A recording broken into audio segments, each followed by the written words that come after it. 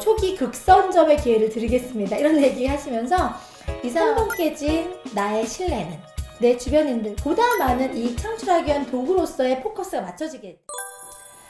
안녕하세요, 권현진입니다.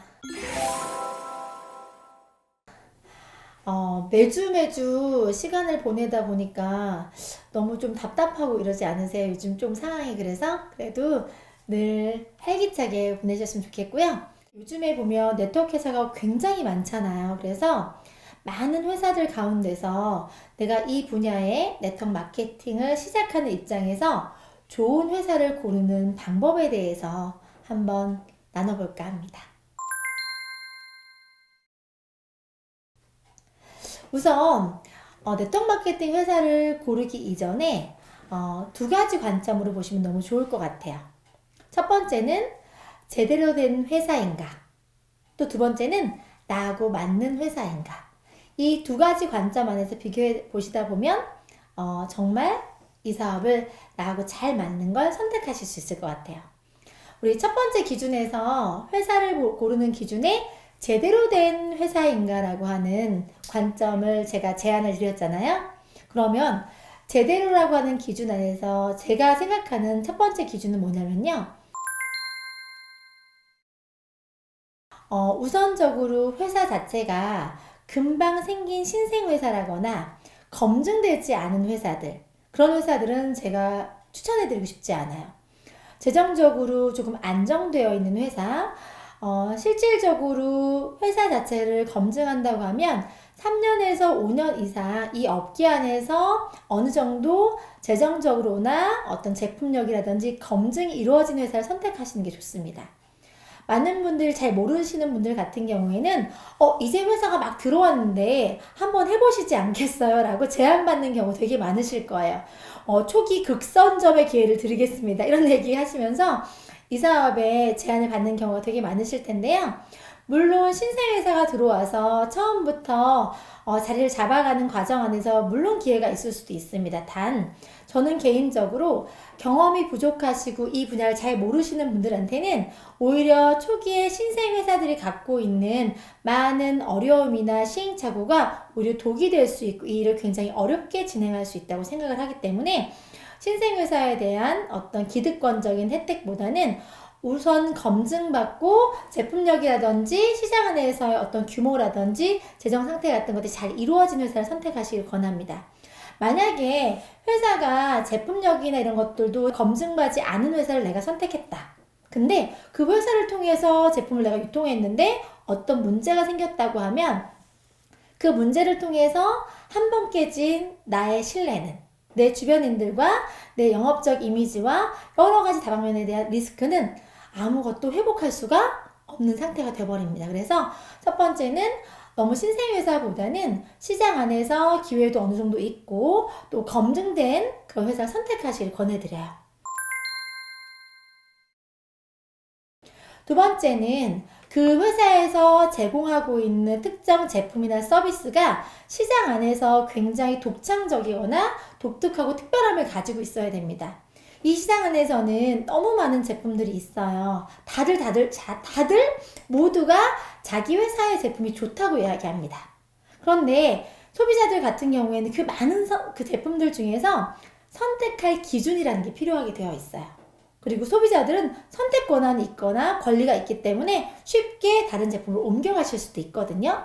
내가 매니아적인 소비자를 만들어서 유통 인프라를 만들어가면서 추가적인 수입과 권리 수입을 만들어간 이 일의 성격 안에서는 제품의 독창성과 제품력 그리고 탁월함은 시장 경쟁력에 굉장히 중요한 역할을 합니다. 그래서 제품력에 대한 검증이 2차적으로 또 필요하실 수가 있어요. 그리고 그 선택하신 제품에 대한 어떤 제품 자체를 유통하는 방법이나 아니면 제품의 구성이 쓰고 없어져서 재구매할 수 있는 사이클이 짧은 걸 선택하시는 게 좋습니다. 만약에 내가 선택한 사업 아이템, 네트워크 도구로서 선택한 그 서비스나 제품 아이템이 기간이 길거나 회전율이 너무 긴 제품들은 재구매가 나올 때까지 시간의 텀이 길기 때문에 빠르게 소득으로 이어가시기가 되게 어려우실 수 있습니다.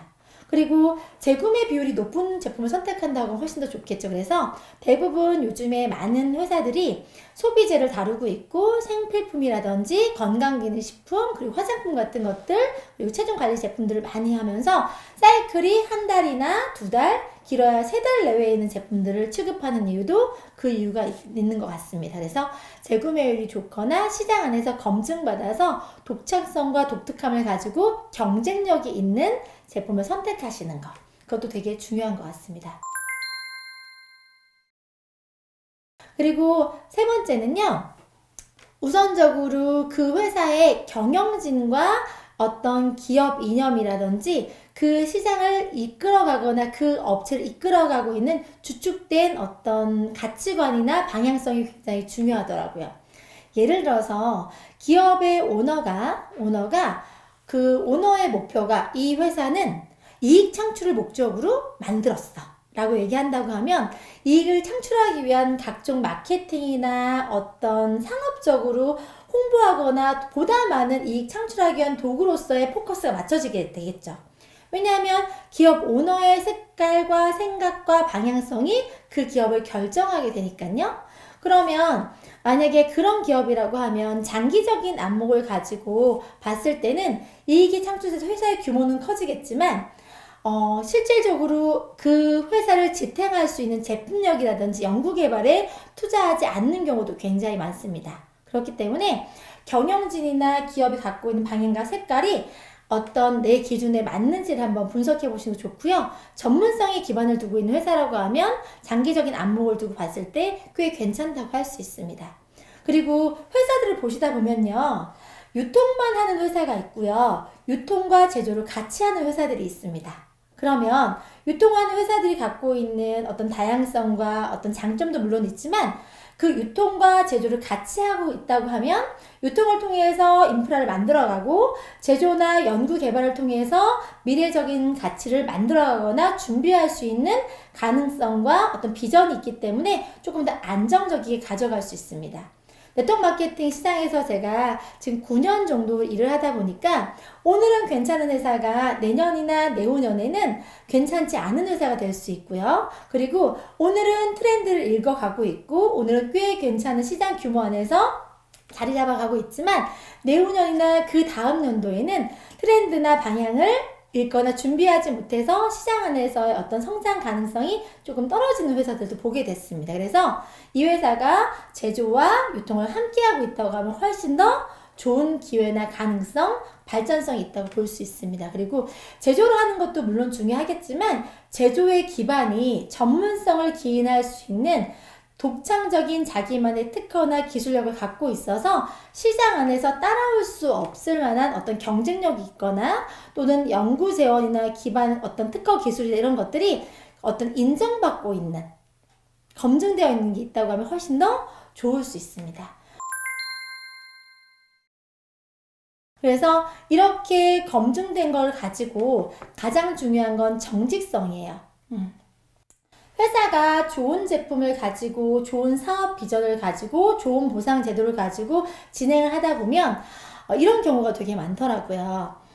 처음에 시작한 방향과 다르다는 이유로 또는 중간중간에 내가 선택했던 방향과 다르게 신뢰를 깨트릴 만한 변수나 변칙이나 여러 가지 변화가 많은 회사들은 선택하시면 안 됩니다. 특히나 저희는 사업 도구로 이 일을 시작했잖아요. 그래서 보상에 대한 부분들이 굉장히 합리적이면 좋잖아요. 그래서 시작하실 때는 형평성도 맞고 합리적이고 누가 봐도 이게 현실 가능한 보상이구나라는 느낌이 되는 허황된 허풍이나 어떤 가상의 세계가 아니라 실제로 구현 가능한 실현 가능한 보상 체계가 가장 중요하고 그리고 우리가 흔히 이 업계 안에서 이야기하고 있는 피라미드나 다단계 느낌을 주지 않을 만큼의 어떤 합리성이 있는 그런 보상을 가지고 가면 너무 좋은데요.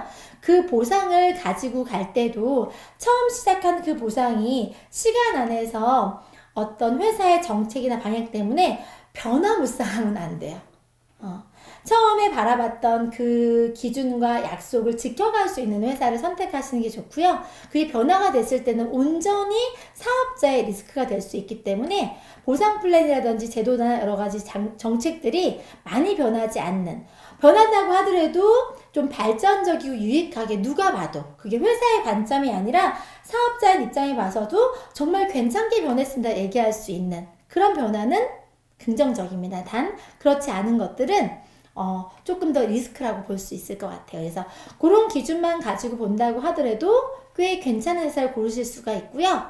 제가 첫 번째 제안 드릴 때 두 번째 관점이 뭐였냐면요, 나하고 맞는 회사인가입니다. 어떤 분들은 내가 네트워크 마케팅을 하지만 조금 더 제품을 셀링하는 거가 좀 편하다거나, 또는 예를 들어서 나하고 맞는 아이템이 있어요. 예를 들어서 체중관리 제품들을 잘 전달할 수 있는 그런 분들이 있을 수 있고요. 스킨케어나 뷰티 쪽의 제품들이 좀 맞는 분들이 있을 수도 있고요. 서비스 쪽이나 각종 뭐 통신 판매라든지 그 아이템이 내가 가지고 있는 나의 성향이나 방법과 맞아 떨어지는 아이템을 선택하셔야 돼요. 그래서 그 사업의 어떤 아이템이, 또는 그 회사에서 가져간 방향이, 또는 그 브랜드 이미지나 가치가 나라는 사람의 삶의 도구로 쓰기에 꽤 괜찮은지를 직접적으로 나하고 맞는 회사를 선택하시는 게 되게 좋다고 생각합니다. 오히려 셀링을 잘 하시는 분들은요, 네트워크 마케팅 회사를 선택하시기보다는 시장 안에서 방문 판매업으로 종사하시는 게 훨씬 더 수익 창출이 더 나으실 수가 있어요. 네트워크 마케팅을 하다 보니까 셀링은 실질적으로 우리 종자 씨앗처럼, 시드머니처럼 어떤 접근성과 이 시장을 확장하는 도구로 쓰이지만, 궁극적인 목적은요, 셀링이 목적이라기보다는 네트워킹이라고 해서 소비 인프라를 구축하고 육성하고 확장시켜 나가는 능력이 있는 분들이 네트워크 마케팅이랑 잘 맞는 것 같더라고요. 그래서 나는 판매는 잘하는데 사람과 화합해서 하거나 여러 사람들과 하는 일이 좀 어렵다 하시는 분들은 또 다른 분야로 선택하시는 것도 꽤 괜찮다고 생각을 합니다. 그래서 네트워크 마케팅을 고르실 때 오늘은 어떤 회사, 제대로 된 회사를 선택할 수 있는 기준에 대해서 제 관점을 두고 설명을 드렸고요. 또 어떤 회사든지 간에 좋은 회사 물론 좋지만 나하고 맞는 회사를 선택할 수 있는 기준을 가지셨으면 좋겠다는 생각이 듭니다. 올바른 회사를 만나서 나의 몸에 맞게, 나의 가치관과 신념에 맞게 잘 활용하셔서 이 업계 안에서 괜찮은 도구를 가지고 괜찮은 결과를 만들어 가시기 바라겠습니다. 자, 오늘은 여러분들이 다양한 관점으로 회사를 검증할 수 있는 기준에 대해서 제가 설명을 좀 드렸고요. 많은 회사들 중에서 좋은 회사 만나셔서 꼭 성공하시길 바라겠습니다. 오늘 함께 해주셔서 감사합니다.